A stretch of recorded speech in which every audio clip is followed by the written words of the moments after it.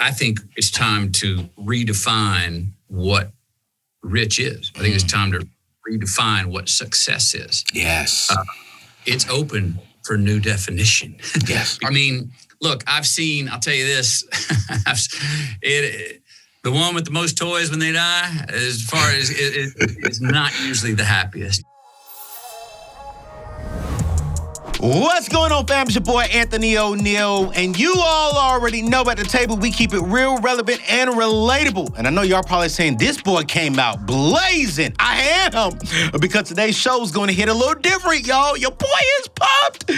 And for y'all on the podcast listening, y'all should see my face right now. I'm thrilled right now because I have the one and only. Wait, let me tell you a little bit about him first. He is an Academy Award-winning actor. He is a philanthropist, a college professor, and a husband and father of 3 kids. That's right, ladies. When y'all see who's on the show today, he's married with a family.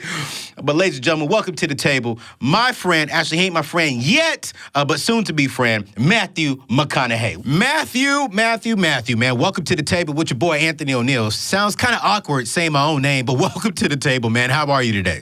Anthony O'Neal, I have already heard in the VG before this got started that you go by AO.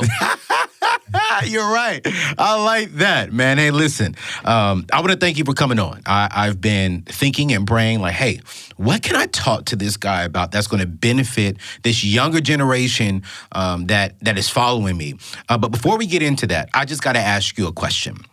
When you did Lincoln Lawyer, out of all the movies you've done, that was my favorite, but I'm curious, what is that in like your top 3 of your movies and stuff like that? Where does that land with you personally? Oh, it's up there. I mean, I had played lawyers before. Yeah. Amistad and Time ago, I played defense. This time I was playing prosecutor. And, that was the first film I did after coming off of all the rom-coms I was doing. So Yes. I had just taken a 2-year sabbatical from making any rom-coms, trying to look for some dramas to do. And Lincoln Lawyer was a script that had been around Hollywood for a while, but no one had ever got it made. Yeah. And that was the first sort of drama that I was allowed to get in that somebody actually would finance. And I knew that as a reentry into as a dramatic actor, I better make that one count. It better have some you know what I mean? I love it, man. Lincoln Lawyer and Interstellar were those. I just love those, man. So yeah, that's great. So I had to ask that question because I'm a huge fan of that movie. But let's dive straight into the content. All right, let's talk about fame and wealth. Over your career time frame, you've done some rom-coms, you've had some great movies, just built a huge name. I'm curious, to the young person watching, from your younger self to where you are now, what are 3 things you've learned over this amazing career that you have that you would want to give to, let's say, a young person trying to establish success in their life? What are 3 main things that you would give them? Well, not personal, it's business. Not personal, it's business. There's going to be times, I know for me early on in my career when I got sort of famous over one weekend with The Time to Kill. All of a sudden, I had 100 scripts that the day before Time to Kill came out, I would have done anything to do. But they were all, nope, can't do them. Now, one successful weekend, come Monday afternoon, all those scripts that I couldn't do 2 days ago were now like, yes, please do them. And I was like, what? You want me to choose now? And I would have done any of these 2 days ago? I also, with that time, started hearing a lot of adulation. Oh, I love you. You're so great. Oh, this is great. So I was trying to, well, wait a minute. What matters here? What do I really need to believe here? Let me cut the chafe here. What counts? What doesn't? So, and then with that, I also later on, I do a couple movies that don't do as well. Those same people that were saying, I love you and please do my movie, don't return my phone calls. And I'm going, man, where I come from, I've said I love you to about 4 people, and you mean it when you say it. Yes. And if I had dinner with your kids and you were over for Christmas after your movie did well because your next movie didn't do as well, I'm at least returning your call. You know what I mean? So I realized early on, year 7 in Hollywood, I got the joke. It's not personal. It's business. So I was able to forgive those people that maybe said, I love you, but wouldn't return my call. And then later on, when my movies were successful, even after the ones that were successful, and they did start calling me back, I didn't hammer them for it. I was like, I get it. Yeah, I'll pick up the phone. I'm not going to tell you, but you didn't pick up the phone back. No, I get it. You're better than me, Matthew. You are better than you teaching me something because I wouldn't even pick up the phone. Well, you got to learn to play the game that way. Yeah. I would say this one, because what do we, fame, money, yes, good things. Yeah. We want them. I wanted them. Yeah. I got them. But then today, especially with youth, and there's so many ways you can get famous. You can get 50 minutes of fame. You can do, I guess this is my point. We all want to be relative. We have to make sure we ask ourselves, relative for what? Ooh, yes. I read this. There was a thing about 5 years ago, and the question was, what do you think you need to do to get famous? And 35% of the answers were make a sex tape. Make a sex tape. I went, oh no, hang on a minute, hang on. That shouldn't have those kind of numbers. You know what I mean? So what do what's our country reward? What do we, you get fame, you get money, you get respect. Yeah. We tell people that. And I just to ask ourselves, and we need to remind ourselves, especially when we're young, yeah, that's okay to want those things, but for what?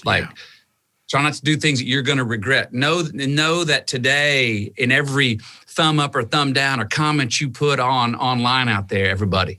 Yeah. Those comments are going to outlive you. Yeah. They will they'll outlive your children if you have children. So just remember, you're building a resume for who you're going to become, and it's okay to screw up. Hey man, part of growing up is you take risk and you fail, and you go back and you regret stuff. I regret things I've done. Yeah. You don't stay safe all the time, but just ask yourself, will I be proud of this, what I'm about to do 5 years from now, 10 years from now? There you go. 20 years from now. Will my kids be? Yeah. Whatever that is. Yeah, those would be two. And then on the flip side of that, which is not really the flip side, which is take risk, gang. Come on, man. Take risk. Come on. Don't be so afraid of failing. Yeah. I've taken a lot of risk in my life and pulled a lot of things off because of risk I took. Yeah. I still, though, when people ask me, what would I tell my 15-year-old self to do? I'd say take more risk. Ooh. Don't be afraid of failing, man. Yeah. Failure, we get embarrassed. We think everyone's over there. When you fail, we're going to point at you, nana, boo, we got you. Well, you know what? They're over on the sidelines yelling that stuff because they're on the sidelines. People that are in the game, look over it. I've succeeded by failing so many times in a row where I got the job over the person that succeeded the first time because the people in power that were hiring said, I want Mr. Joe Hustle here who keeps failing and keeps getting back up and failing again. I want him more than I want the other guy who succeeded on the first time. Yeah, yeah. So persistence and knocking on those doors and keep knocking and going, damn it, I lost again. Yeah. Back in again.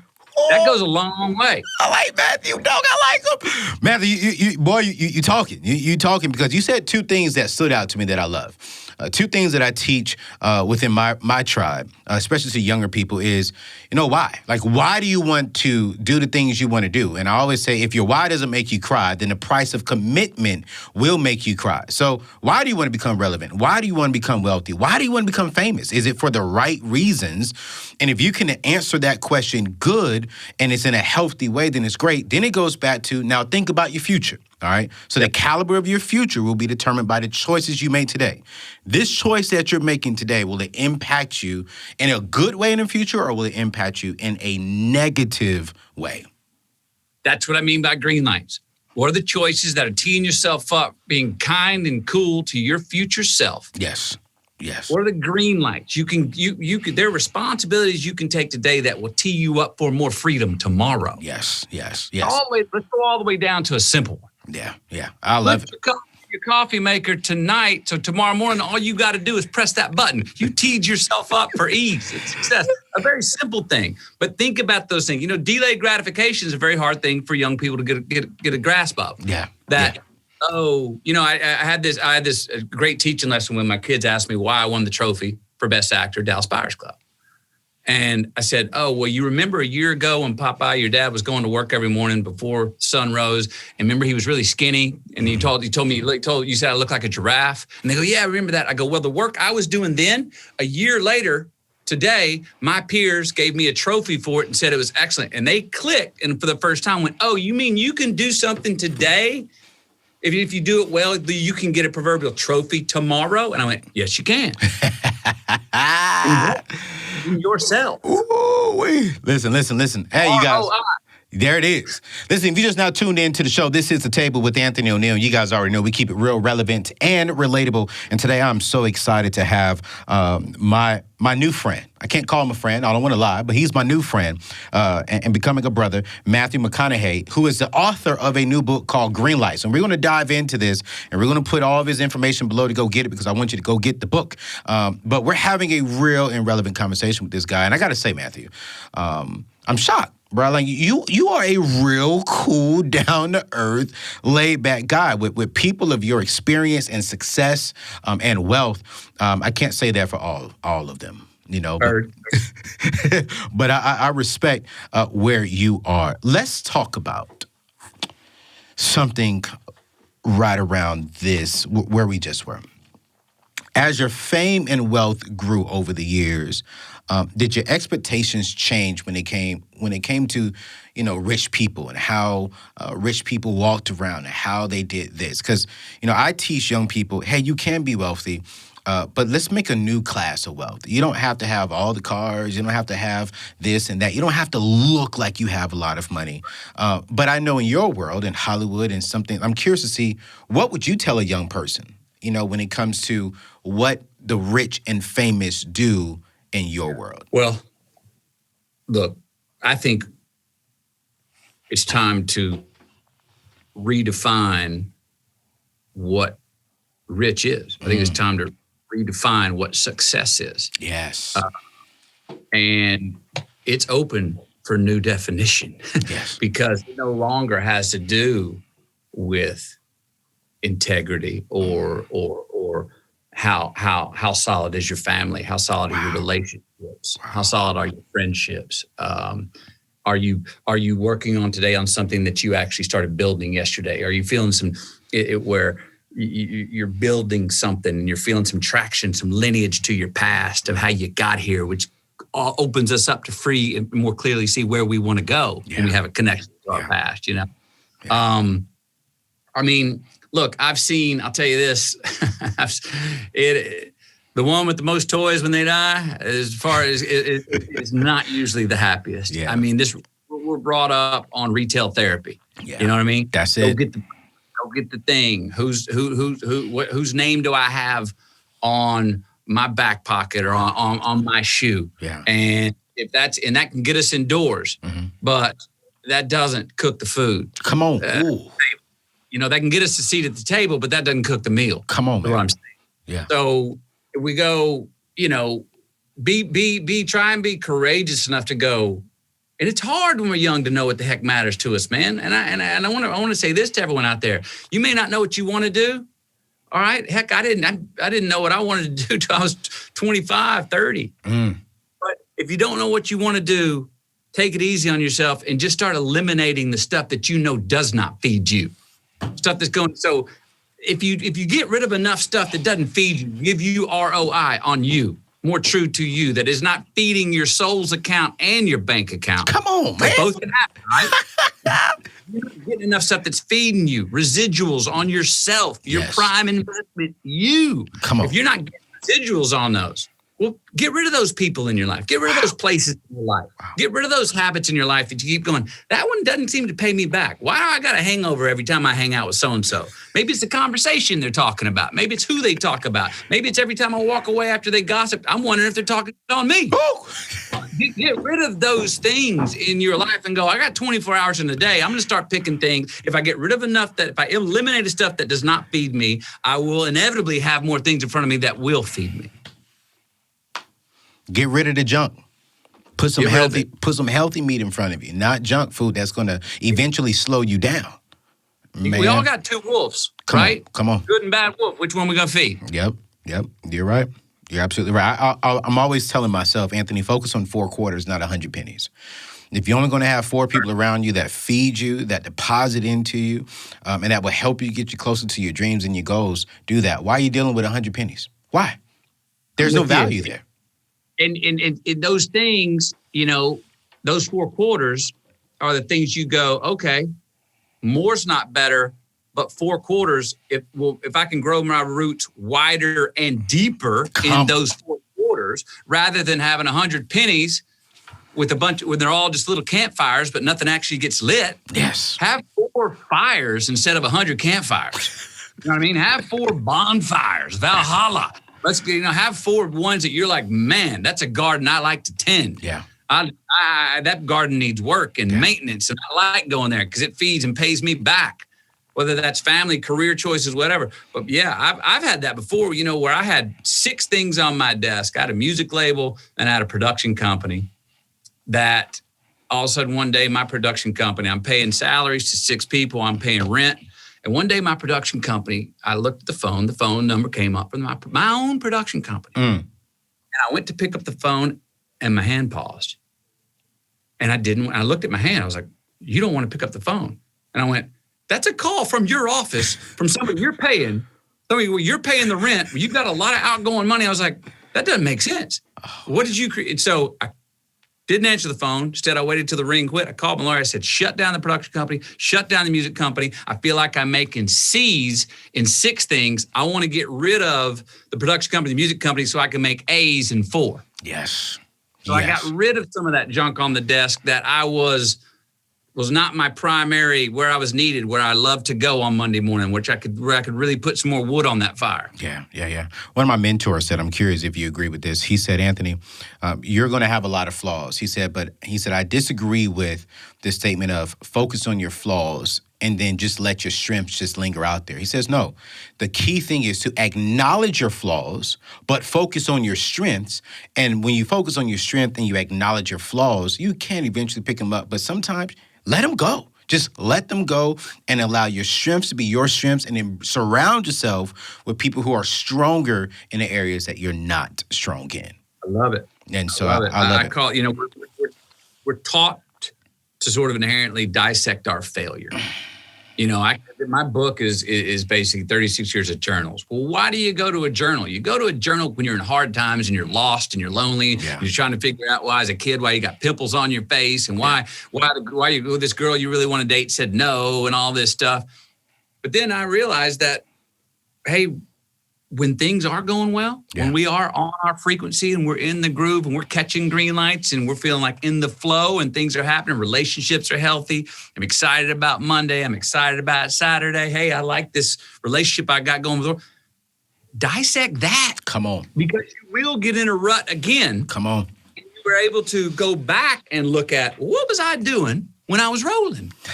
And I've noticed it. I'm like, oh, you were getting more sleep. You were hanging out with different people. You weren't going to that place. You were having a different drink.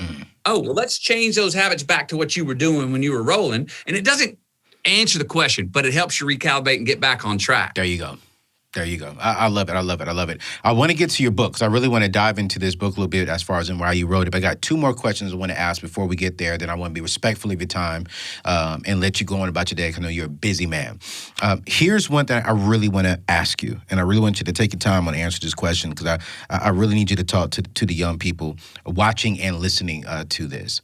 For the person who looks at your life, not just your life, but other famous, successful individuals, and they say, I want that. I want what Matthew have. I want what Will Smith has. I want that. I want the good looks. I want the good husband. I want all of that and a thriving career. And their question is a valid question. How do I get there? They're asking, how do I get to what he has, what she has? Like, how do I become really successful? What are like 1 or 2 solid things that you can do that can help that young person, get to their, what they call success? Yeah. Well, if you can, ask yourself, one, don't look, you can want what I may have or Will Smith may have. Number one, you definitely don't want to be us, though. You want to be you, but you want maybe the access, fame, fortune that me or Will has. Now, ask yourself this, and know this, that you may go after something. Most people aren't doing what they thought they were going to be doing in life. They started after something and then took a detour and found something. And maybe it was in the realm of being famous or an actor, or maybe it wasn't. Maybe it's some other communication. Maybe they found it. Maybe they became a writer, a journalist, or some other, who knows what. So you can take detours on the way. I'd ask yourself this, though. What do you have an innate ability to do? God-given talent to do first. Come on. That you're good at. Yes. That you're innately, instinctually good at. Define that if you can. Then go, am I willing to, is there a job out there? Is there something that can pay me to have a living that my innate ability, if I want to really educate myself and work hard at it, can be something that the world demands? Yes. Can I supply a demand? Because in business, that's what it is, man. Supply and demand. Can you supply something that the world demands? There ain't no help wanted signs in Hollywood. The guards at the gates ain't there to keep you in. They're there to keep you out. You know what I mean? So, ask what's your innate ability, and can you find an avenue where that ability could be in demand in society? And then, okay, so how can I go become an expert at what I have an innate ability to maybe do? So biology and giddy up. What do you innately have an ability to? Your biology, and what are you willing to say? Oh, I'm ready to hustle. Yeah. I'm ready to break a sweat on this. I'm going to find my line. And don't be, maybe that thing that you have an innate ability to do is not what me or Will Smith has. Yeah. Yeah. Maybe it's not, but that's okay. Sometimes, I mean, I'll say this, I bring this up in the book, man. Sometimes we have an idea, such a succinct idea of where we want to go, and we don't know how to get there. And we're so stuck on that, but that's what I really want to do, but don't know how to get there. And you look up 3, 4, 5, 6, 7, 8, 9, 10 years later, and you're still in limbo because you didn't make a move to commit to something. Sometimes it's not even about which choice we make. It's just make one and commit to it, which it'll create movement and action. And you may have an opportunity come up. Someone may see you. I was going to go out. I've seen this happen. A young man wants to be an actor. He doesn't get an acting job, but he gets a production assistant job on the set. Yes. He gets that production assistant job. He busts his backside and is the best production assistant on the movie. The next movie that director and studio goes on and goes, well, make sure we got this Anthony with us because he's good at that at PA. Now you do that a couple times. Then all of a sudden that director or that studio head's going, Anthony, come here. I like how you handle your business. Oh, thank you. What do you want to do? Oh, man. Well, really, I'd like to act. Well, you know what? Have a look at this next script I got coming out. I'm gonna make this move later on. Check out the script. Maybe be a PA. I don't know. Let's reach you in front of a camera. If you do well, you know what? There's a small part in this next film. Maybe give you. How you think about that? Be great. I'm not saying it's a guarantee, but you got yourself in the ring. Yes. Get in the ring and then do that job. And a lot of times you can get noticed, and someone will pull you to the side and go, "What do you want to do? Because I like the way you roll." And then you can tell them and show them. You know what I mean? Don't look up 10 years later and going, I never moved. I never committed to anything, and I'm still standing in the same place. You know what I mean? You're hearing so many nuggets because I think this book is going to help a lot of people, especially y'all young people listening to me right now. Don't worry about looking everything up. I'm going to make sure we have how to buy the book in my show notes. So we'll put that link in there. But Matthew, let's talk about it. You know, your book is about looking for green lights in your life and in your career. So break that down for us. What does that mean? And how can we all find green lights in our life? Heard. So green lights, look, we love green lights in life. They say go. Yes. They affirm our way. Sir, yes, ma'am. More, please. Attaboy. Yes, freedom. Giddy up. We don't like them. They make us slow down. They make us stop. They make us pause. They make us, they're an intervention, an introspection, a slap in the face. We don't like them. They get in our way. They stop our flow.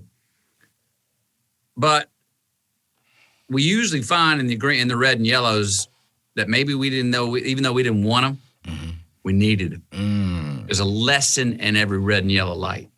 Now, catching green lights in life is not about catching only all green lights, because sometimes we approach a yellow light in life, all right, a pause, meaning someone interrupts us and says, you know what, that's really hurt my feelings. I wish you'd quit doing this. Well, if you just say, nah, I'm blowing by that, I'm gonna keep doing what I'm doing, you just run the green light, right? But maybe they're reminding you, hey, maybe I need to take a pause and understand how my actions affected that person, so I can maybe make a change in myself and better myself. And then all of a sudden I'm sitting in a red light and I'm having some introspection about who I am and how I treat people and how people, if what I'm doing being received by people in the way that I hope it is. And I'm finding out that no, it actually isn't. So, how do I change that? Well, that's an introspective time. You created yourself. You slowed down at the yellow light to give yourself a red light. Yes. So if you do that, you come out of it. What have you created? Okay. A green light. There you go. Because you're so the next time around when you cross that person, you're not hurting their feelings in the same way. So it's I call it like a yellow light is a pothole that you step in. Now I'm all for resilience. Get up, dust yourself off, carry on. Great value in that. But if all we do is get up and dust ourselves off and carry on every time, we keep stepping in the same damn pothole. So take a minute, look back and go, why I keep stepping in that damn thing? Yes. Why is that a problem every time I cross that? Why do I keep having that crisis in my life? Yeah. Take a minute, give yourself a red light, look back. Oh, I see why. Yeah. So the next time around the bend, you sidestep it, you leap over it, or dance around it, and you don't step in the damn thing anymore. Come on, Therefore, man. you created a green light. You created more green lights for yourself in the future. I'm going to be transparent with you, man. I was engaged to an amazing lady, and I hit a red light, and we stopped. And then I jumped into a relationship, and I came back, and that didn't work. And after the engagement, I was like, yo, what am I doing? I had to literally stop and ask myself, why in the world do I keep hitting potholes when it comes to ladies? And then I said, okay, cool, let's stop. This is red light. And when I got to the red light, I went and hired a therapist. I said, yo, I don't want to blame them, because the most common denominator between these ladies and me is me. Like, I'm the reason. So what can I do better as a man so when I get into my next relationship, I am healthier? But you're right. It took me to say, stop. It's a red light. And just assess what happened and what can I do moving forward to hopefully the next time when I do get a green light in that area of my life, I don't have any more red lights, man. Yeah, if we don't stop for the red light or give ourselves a red light, we become repeat offenders. You know what I mean? we just keep making the same damn mistake. I've done it. Yeah. That's the definition of insanity, to keep trying to the same way to get the same thing and not get it over and over and over. And sometimes we got to back up and go, how can I recalibrate my approach on this situation? Because batting average isn't very good the way I've been rolling, you know? I love it. So I did some research on you. I don't really do research on people's age because it's really none of my business. And I thought you was maybe I'd say top 42, 43. But if my research serves me correctly, you're 50 years old. 51? Bruh, listen. 51 and you write a memoir. I got to ask you a two-part question. As you look back at 35 years of journaling, what are the biggest themes and lessons you saw in your life? And then two, men are not good journalists. We're not. And so I'm like, is that something that I should try personally? And then how did that impact you? Because clearly you wrote the book, from that. But what are some lessons you've learned? And then what did you get out of that personally from just journaling? Well, let me tell you what I got out of actually finally working up the courage to go away with all my journals to see what I had was turned in the book, which was a scary proposition. I didn't have the courage to do it for the last 15 years. I've been daring myself to do it for 15 years. Wow. But I'm like, I don't want to. I'm going to be embarrassed. I'm going to be ashamed. I'm going to feel guilty. I don't want to. Now I just keep moving forward. You know what? I'll die. And if maybe Camilla, my wife, will open up those journals one day and see if there's something worth sharing. Yeah. Well, that was a cop out. And so finally I said, no, let's go see who you were, who you've been the last 50, McConaughey. So open up. Was I embarrassed? You damn right I was embarrassed. But most of the embarrassments, I kind of laughed at now. Was I ashamed? Yes, I was ashamed. But most things I was ashamed of, I found that I'd already forgiven myself for or was working on forgiving myself for. Yeah. Did I feel guilty about some things? Sure. But then I kind of like shame and the embarrassment. I was like, well, at least you tried. I mean, there were also times where I was like, I don't want to go back and look and see when I was just an arrogant little prick. And I went back and saw those times where I was a little Mr. Know-it-all. But you know what I found? The green light in that was, if I would have been so arrogant at times in my life, I don't think I would have had the confidence to put myself in situations to get humbled. Wow. So in times where I was like, oh, I'm king, I got it all down, watch this.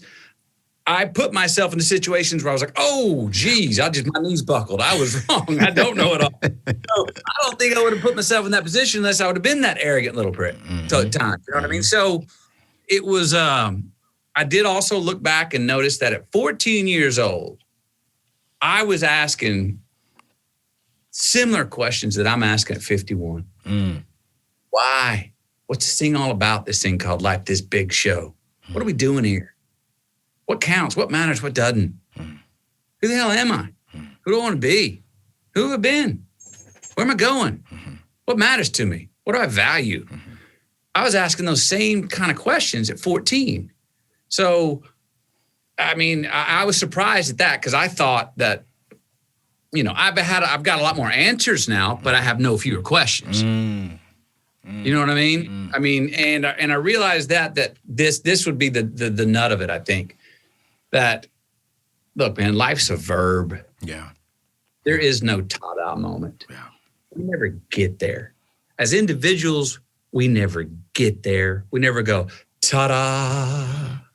No, we don't. Yeah. Action was called one time the day we were born. Yeah. Cut will be called one time the day we're going to die. As a country, we're a verb. We're never going to have perfect equality in America. Yeah. But if we can keep chasing getting a little bit better, chasing it down, that's as good as it can get. Come on. So then we got some ascension personally, as people, as cultures to go, well, man, did we have a little ramp? Did we evolve a little bit? Did I get a little bit better maybe today, this week? Well, that's as good as it gets. And I think if we realize, hey, if we can just stay in the race and commit to the chase. Yeah. That's the game. Don't quit. That's it. Yeah. Don't quit and just improve. It's never over. Yeah. Yeah. One of the things I'm always telling myself, when you fail, you learn. When you learn, you improve. When you improve, you grow. And that's just the process, Be learning, be improving, and while you're doing all that together, you're growing. But if we don't grow, you don't improve. If you don't improve, you don't learn. If you're not learning, it means you're not failing at something. And when you're not failing, you're not doing nothing with life. And so I'm not a huge fan of journaling. So I got to ask you, this ain't for y'all listening and y'all watching on YouTube. This is just me and Matthew talking. Right. Why should I try this journal stuff? I'm just being honest because I'm like, I hate it. I mean, I'm like, I'm just writing about my day, but like, why should I try it? From someone who's successful, I want you to mentor me just for the last 2 minutes we have. Why should I do it? Okay. One, who is more interesting? Who do you want to know more about?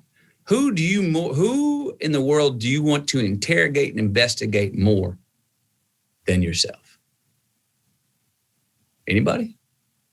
Who do you want to know better than anybody in the world? Not in the world. Nobody. You. Yeah. I want to know me. I want to know me better. And if I know me better, I can now get to know you better.